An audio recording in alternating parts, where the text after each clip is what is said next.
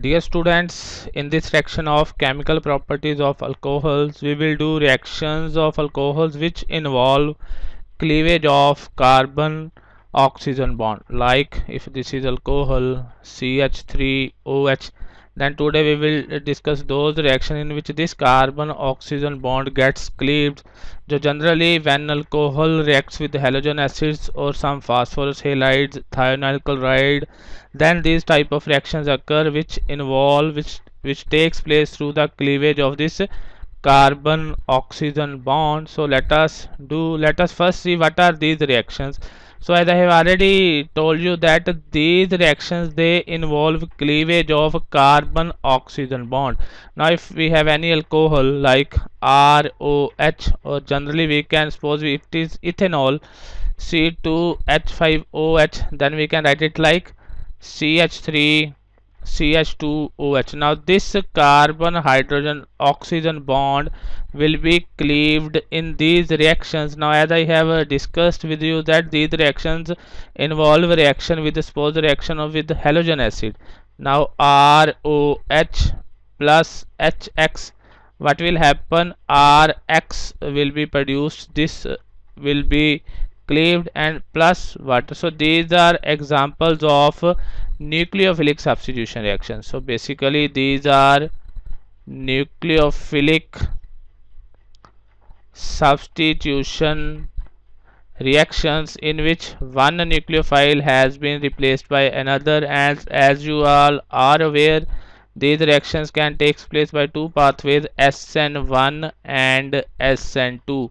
SN1 involves carbocations and SN2. These reactions are concerted mechanism and they occur in a single step. So this you all of you are already aware of these nucleophilic substitution reactions SN1 and SN2. So these reactions in which carbon oxygen bond it gets cleaved, these are an example of nucleophilic substitution, and one such reaction is a reaction with halogen acids. And if we have to write the reactivity of alcohols toward these reactions, so alcohol's reactivity for these reactions, then it can be written as tertiary alcohols. Tertiary alcohols, they are more reactive than secondary alcohols, which are more reactive than primary alcohols. So this order of reactivity is reverse of the reactivity which we discussed about those reaction in which this OH bond gets cleaved. For these reactions the order of reactivity was primary alcohols, they were more reactive than secondary, and secondary alcohols they were more reactive than tertiary. But for these reactions in which this carbon oxygen bond it gets cleaved, the order of reactivity is tertiary alcohols they are more reactive than secondary alcohols, which are more reactive than primary alcohols. And this we can easily be explained. Suppose I will write the structure of tertiary alcohols. This is a typical tertiary alcohol in which this carbon is further attached to 3 carbon. This is a tertiary alcohol, and this RCHROH, this is your secondary alcohol, and this RCH2OH, this is your primary alcohol. Now this order of reactivity can easily be explained. Suppose if the reaction takes place through SN1 mechanism, then you all know that carbocations are formed, and the order of stability of carbocation is tertiary carbocations they are more stable than secondary carbocations, which are more stable than primary carbocations. So this order of reactivity can be explained on the basis of stability of carbocations.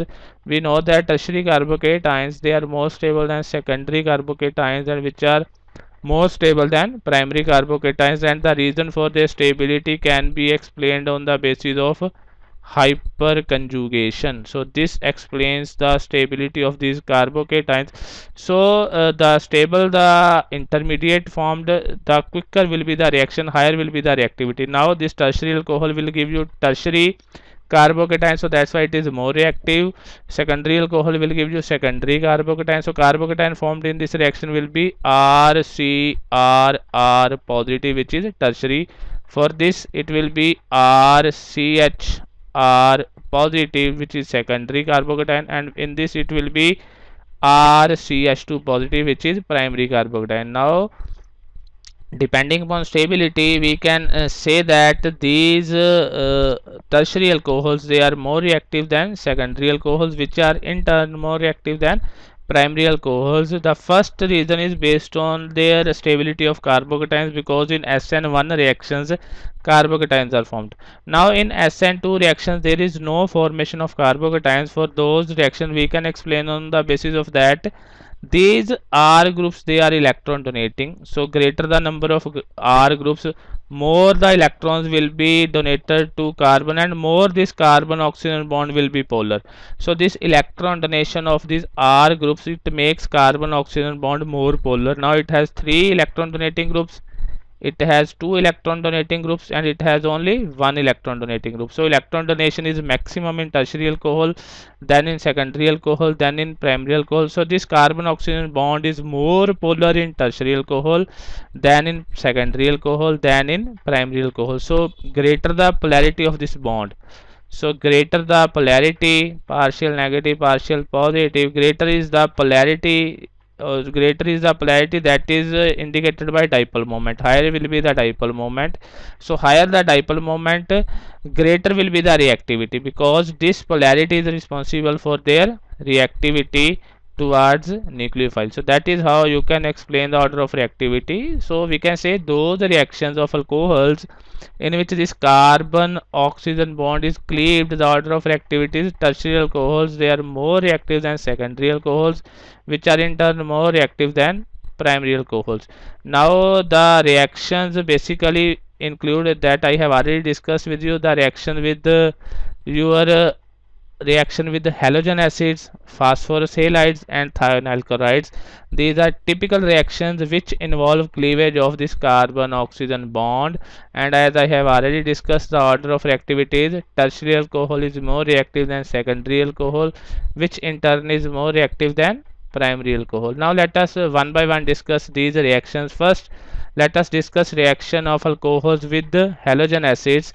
Now alcohols react with the halogen acids to produce alkyl halides. The reaction can be written like this: ROH plus HX, where X can be Cl negative, Br, or Cl, it can be Cl, it can be Br, it can be I. So it will give you RX alkyl halide plus water. So that is the reaction between an alcohol and halogen acid, and generally these halogen acids are used. So reactivity of halogen acids, it follows the order: Hi is more reactive than Hbr, which is more reactive than HCl. So this can be explained on the basis, first thing is that this bond Hi bond is a weaker bond than Hbr bond, and Hbr bond is a weaker bond than HCl bond. So Hi gives I negative easily, HBr gives Br negative easily, then Cl negative, then HCl gives Cl negative. So these are your nucleophiles. Now out of these, I negative is the strongest nucleophile because of its larger size and larger polarizability. So it can attack carbon easily. So that's why Hi is more reactive than HBr. HBr is more reactive than Cl, because I negative, size of I negative is greater than size of Br negative, and size of Br negative is greater than Cl negative, as they have to make a bond with carbon. We have to make a carbon halogen bond, and it is a covalent bond. So the bond strength, it depends upon polarizability of X. Easily X, more easily X is polarized, more stronger the bond will be formed. So out of these, I negative has highest polarizability, it has highest polarizability among these three. So that's why this Hi is more reactive than Hbr, which is more reactive than HCl. Another reason is this bond, breaking of this bond. It is easier in Hi compared to Hbr compared to HCl. So that is how you can first the order of reactivity of your halogen acids is Hi is greater than Hbr, which is greater than HCl, and reactivity of alcohols, you all know, we have already discussed reactivity of alcohols. It follows the order: tertiary alcohols, they are more reactive than secondary, which are more reactive than primary. Now let us try to do the mechanism of these reactions. ROH plus HX, it gives you Rx plus water. As I have said, this reaction can occur in two pathways. First, let us discuss SN1 mechanism. So in SN1 mechanism, first step is protonation of this alcohol. So this occurs like ROH plus H positive. This is the first step of this reaction. So it gives you ROH2 positive. So this reaction will generally be shown by tertiary alcohols or secondary alcohols which are more substituted. SN1 reactions, they are shown by more substituted alcohols. So what we get in the next step, this ROH2 positive, this is the first step of SN2. In the second step, what will happen, this ROH2 positive, it gets cleaved, so we get minus water and R positive. So this is how a carbocation is formed. So there is a formation of carbocation. Now in the third step, this X negative, it will react with R positive to give you Rx. So that is how SN1 reaction will take place. First H positive will attack this alcohol, you will get ROH2 positive, then this bond will be ionized, so you get R positive, this carbocation, and the stability of this carbocation, it governs the order of reactivity. As tertiary carbocations, they are more stable, so tertiary alcohols will react faster than secondary alcohols, than primary alcohols. Then X negative plus R positive will give you Rx. Now let us see what happens if the reaction is SN2. If the reaction occurs by SN2 pathway, then what will happen, as OH is very poor leaving group, first step is the same, H positive, ROH2 positive. Now as this R group is, it may be primary alkyl, like for this will be generally this tertiary group. These type of compounds will preferably react by SN mechanism, and your this CH3, CH2, CH2OH, these primary alcohols, they will prefer to react by SN2 reaction. It is not hard and fast. Generally we can make any SN2 to SN1 and SN1 to SN2 by just changing the polarity of the reaction medium, or there are many factors by which it depends whether a reaction will take place by SN1 or SN2. But generally tertiary alcohols, they prefer SN1, primary alcohols, they prefer SN2. Now as this primary alcohol, this ionization is not easy, so what happens in the next step, this X negative. Now this OH2 positive is a good leaving group. This OH2 positive means water will be removed, it is a good leaving group. Why we have to do this, why we have not reacted here on OH, because it is a poor leaving group. OH is a poor leaving group, whereas this OH2 which gives us water is a good leaving group. So in the next step, what will happen, this X negative will react with R OH2 positive, so it will react here, it will go. So this reaction is a single step reaction, it occurs through a transition state like this, R OH2 positive whole negative. Now once this bond is cleaved, you get Rx plus water, and this reaction occurs with inversion of configuration. These things you have, this is stereochemistry of this reaction. Inversion of configuration, this occurs in SN2 reaction and it is called Walden inversion. So these things you have already studied in your alkyl halides, where you have studied in detail about SN1 and SN2 reactions, whereas SN1 leads to partial racemization. So that I will not discuss. You just have to remember tertiary alcohols, they prefer to undergo SN1 reaction, whereas primary alcohols, they prefer to undergo SN2 reaction, and mechanism of these two I have already discussed. And you have to be very careful when we get a carbocation, we have already discussed there is always a possibility of rearrangement products. I will also give you an example where this rearrangement occurs before the attack of this X negative. So you always have to remember, whenever there is a possibility of carbocation, there is always a possibility of rearrangement product. This you have to remember always. If there is a possibility that after rearrangement we will get a stable carbocation, so rearrangement will take place. So that is all about how these halogen acids they react with your alcohols, and this is their general mechanism. Now out of these two, as I have discussed, that rate of reaction is HI is greater than HBr is greater than HCl. Now this HBr and HI they can react directly with your alcohols. So ROH plus HI they react directly, they don't require any catalyst.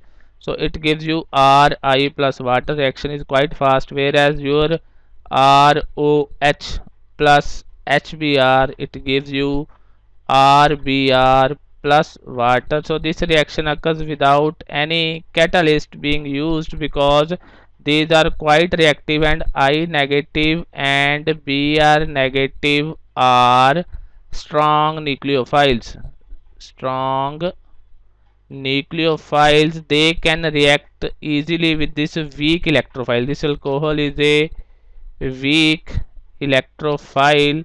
So these strong nucleophiles they can react with alcohol. Now nucleophile will attack on a electrophile. That's why here alcohols they have acted as electrophile. So that's why this reaction can occur easily without any catalyst being used. But on the other hand, if we have to react with HCl, now Cl negative is weaker nucleophile, so this reaction does not occur as it is very slow. We need some Lewis acid, so we require Lewis acid, generally anhydrous ZnCl2 is used. This is used in addition to HCl, so the product will be RCl plus water. This acts as a catalyst, which is a Lewis acid. So this is required when the halogen halides, chlorides, they react with alcohols, whereas for iodides and bromides no catalyst is required, because they are I negative and Br negative, they are strong nucleophiles, where Cl negative is a weaker nucleophile. Now let us see, we have one more reaction. If we react this methanol like structure with hydrogen iodide in the presence of red phosphorus. So if we have red phosphorus also, then reduction of alcohol takes place. You get methane plus water, we need 2HI plus I2. So you have to remember this. If we react alcohols with hydrogen iodide in the presence of red phosphorus, HI and red phosphorus is a good reducing agent.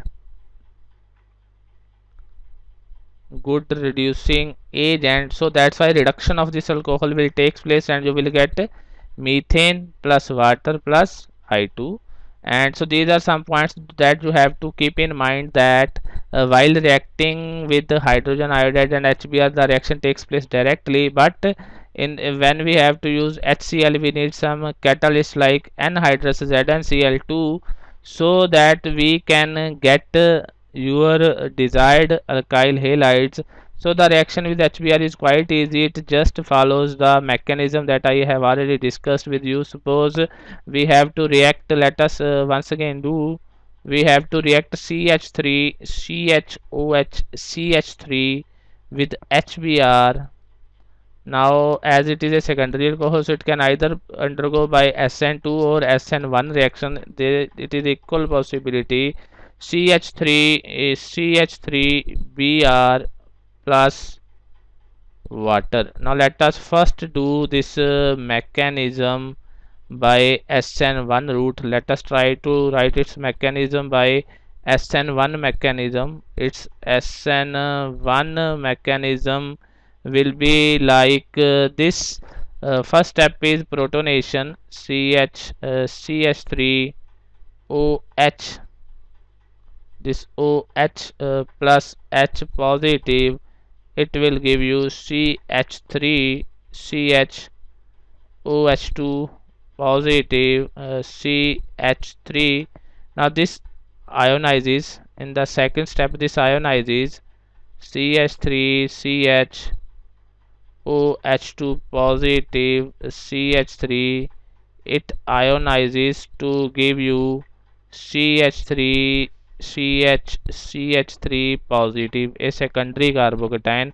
And in the last step, this is the first step, this is second step, and in the third step what will happen, this is CH3 CH positive CH3, it gets attacked by Br negative to give you CH3 CH Br CH3. So that is your SN1 mechanism. Now let us try to write SN2 mechanism. SN2 I will write here. So it is also the first step is the same. This CH3 CH OH CH3 plus H positive, it gives you, I will write here, CH3 CH OH2 positive CH3. Now this gets in the second, the first step is because now it is a good leaving group. Now it gets attacked by Br. So I will write here Br negative plus CH. I will write here CH3 CH3 OH2 positive. So it attacks here. This goes out. So you get CH3 CH CH3 Br plus water, and the transition state in this will be, I can write here, the transition state of this step will be Br CH OH2 positive CH3 CH3, this whole negative, because this negative ion it gets disturbed. This means that carbon bromine bond starts making and carbon oxygen bond it starts breaking. That's how HBr reacts with these alcohols by SN1 or SN2 mechanism. Similarly, you can write for the reaction for HI. So the general mechanism I have already given you in my previous slide. Now let us see how HCl react, because it requires catalyst anhydrous Cl2. So what I have to do, I will erase all this, then I will show you how HCl react with. Now let us see how HCl reacts with alcohols. So ROH plus HCl in the presence of ZnCl2, and it is anhydrous. So anhydrous ZnCl2, it gives you RCl plus water. So this process is called Groves process. Groves process, and your equimolar ratio of HCl and ZnCl2. If we mix HCl and 1 mole of HCl with 1 mole of ZnCl2, this is called Lucas reagent. This is called Lucas reagent. The equimolar ratio of HCl and ZnCl2 is called Lucas reagent. It is used to distinguish between primary, secondary, and tertiary alcohols that I will discuss with you in my next slide. First, let us see how this reaction occurs. Now, this is ZnCl2. It acts as a Lewis acid. ZnCl2 is Lewis acid. So, what is its function? It increases electrophilicity of alcohols. So it makes alcohols a better electrophiles. Why we need it to be a better electrophile? Because Cl negative is a weaker nucleophile. So that's why we have to increase the electrophilic character of these alcohols so that this reaction can takes place. Now similarly, this again can occur by SN1 or SN2 mechanism. So let us first discuss our SN1 mechanism. Now let us first discuss how the reaction occurs by SN1 step. Now the first step will be this R alcohol will react with your ZnCl2. Now it is a Lewis acid. Alcohol is a Lewis base, so it can accept electrons from here. So you will get ROH H positive, ZnCl2 negative. So in the next step this gets ionized, ROZnCl2 negative SH. Now whether a reaction will take place by SN1 or SN2 mechanism, it depends upon structure of this R. Generally tertiary alcohols they prefer SN1, primary alcohols they prefer SN2, and there are other factors like polarity of solvents, and there are many factors that govern whether a reaction will be SN1 or SN2. Now this ionizes, sorry, not here, I have this ionizes, so it had a positive charge, it gets ionized to give you this carbocation plus HOZnCl2 negative. So this is your carbocation. Now in this carbocation it gets reacted by Cl negative in the next step to give you RCl. So that is how this reaction takes place by SN1 mechanism. Now suppose we have to show SN2 mechanism. I will show here the SN2 mechanism. This SN2 mechanism is the same. First step is the same, ROH plus ZnCl2, because it participates to increase. Now as it has got positive charge, so it increases the electrophilic character of this attached carbon. That is how it enhances its electrophilicity. Now it is a good electrophile. Okay, so this as I have said, first step is the same. So you get RO ZnCl2 negative, H positive. In the next step this Cl negative will attack here, Cl negative plus RO ZnCl2 negative, this H, this Cl negative attacks here, this goes, this is positive, this goes out. So we can write its transition state. I will write its transition state here, Cl R O H ZnCl2 negative, whole negative. So that is how you can write its this transition state. This is your transition state, and if we get this, the product will be RCl, or it is better to write to show its that it has undergone a Walden inversion, CLR, because it is a backside attack, plus HOZnCl2 negative. So that is how the reaction takes place by SN1 and SN2. Just this participation of this catalyst, which is a Lewis acid and anhydrous ZnCl2, it increases the electrophilic character of these alcohols, so that this weak nucleophile Cl negative can attack with ease. So that's why for HCl we need a Lewis acid, which is anhydrous ZnCl2, or some cases AlCl3 is also used, but generally ZnCl2 is more frequently used, and equimolar ratio of HCl with ZnCl2 is called Lucas reagent. This process is called Groove's process.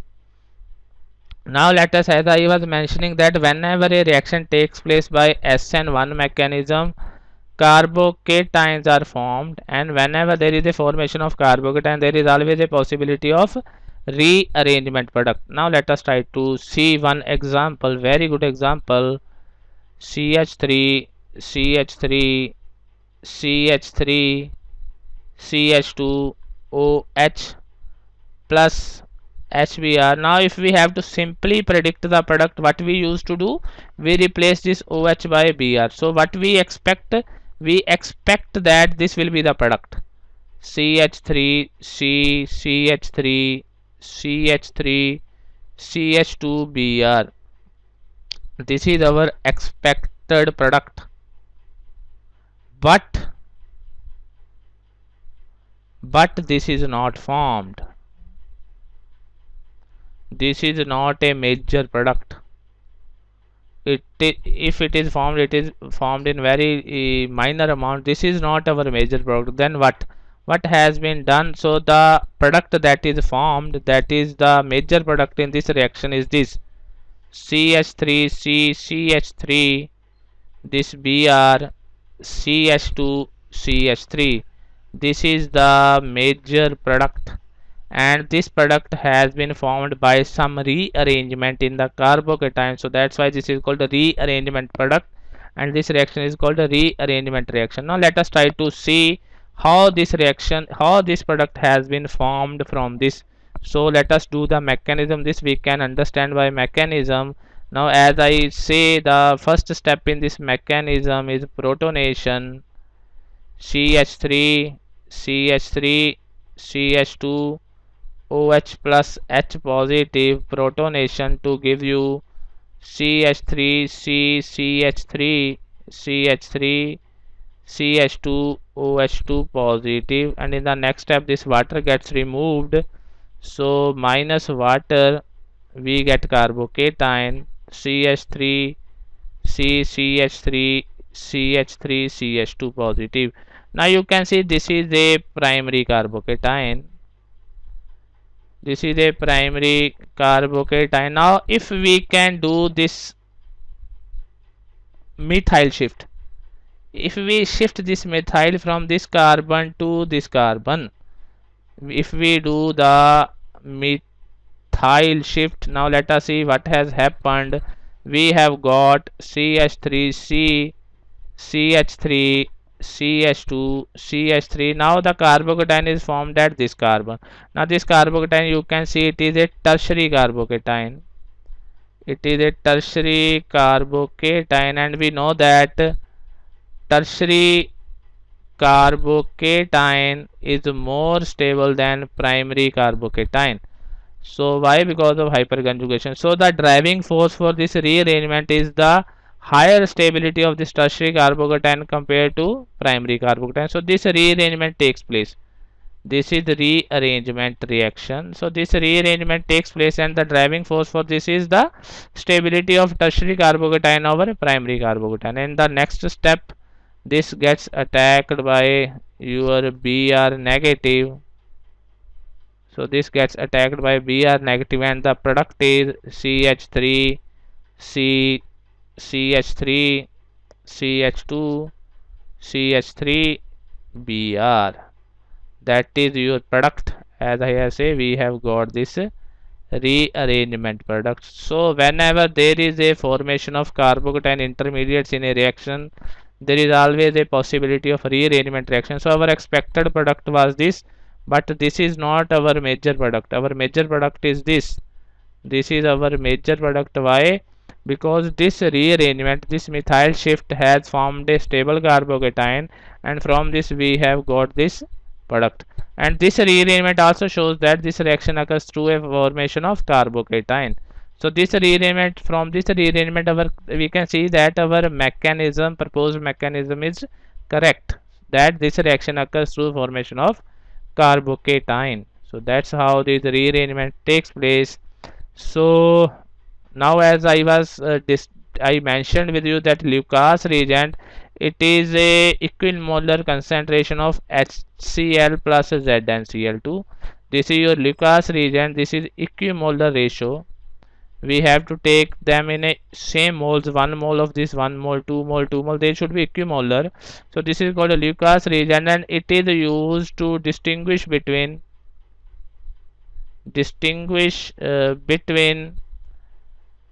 tertiary, secondary and primary alcohols. Now let us understand the basic behind this. Now the reaction is ROH plus this HCl in the presence of ZnCl2, you get RCl alkyl halides plus suppose water is formed. Now the HCl is a quite polar, it is quite polar, and this is also polar. So once we add a equimolar ratio of HCl and ZnCl2 to alcohols, we get a homogeneous clear solution. Homogeneous clear solution, because HCl is a very polar solvent. and ROH is also polar. But once these alkyl halides they start to form, they are less polar and they tend to separate from solution, and turbidity appears. Before the reaction the solution was very clear, it was transparent, but once the reaction goes on and alkyl halides they start to form, a turbidity appears. So from this appearance of turbidity we can say that the reaction has taken place, alkyl halides has formed. Now how to use this turbidity? Now we know that the order of reactivity is tertiary alcohols they are reactive than secondary alcohols, they are reactive than primary alcohols. Now if we add Lucas reagent to tertiary alcohols, now tertiary alcohols, secondary alcohols, primary alcohols, so I will write alcohols. Now if we add Lucas reagent, on adding Lucas reagent, when as soon as we add Lucas reagent to tertiary alcohol, turbidity appears instantly because they are very reactive. But when we add this Lucas reagent to secondary alcohol, this turbidity appears after 2 to 5 minutes. It takes around 2 to 5 minutes to appear turbidity, and for primary alcohols it takes too long.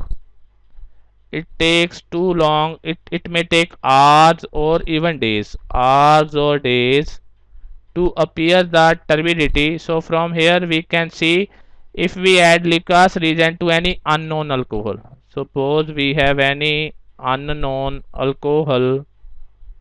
Now if we add this Lucas reagent, then if the turbidity appears instantly, then we can say it is tertiary alcohol.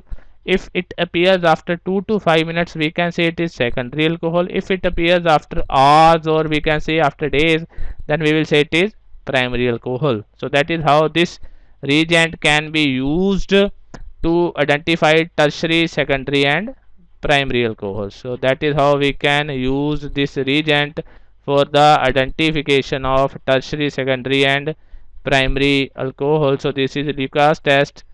So that is all for today. So today we discuss the reaction of alcohols with halogen acids, and we discuss the basis for Lucas test to check whether it is a tertiary, secondary or primary alcohol. In the next lecture we will discuss the reaction of alcohols with phosphorus halides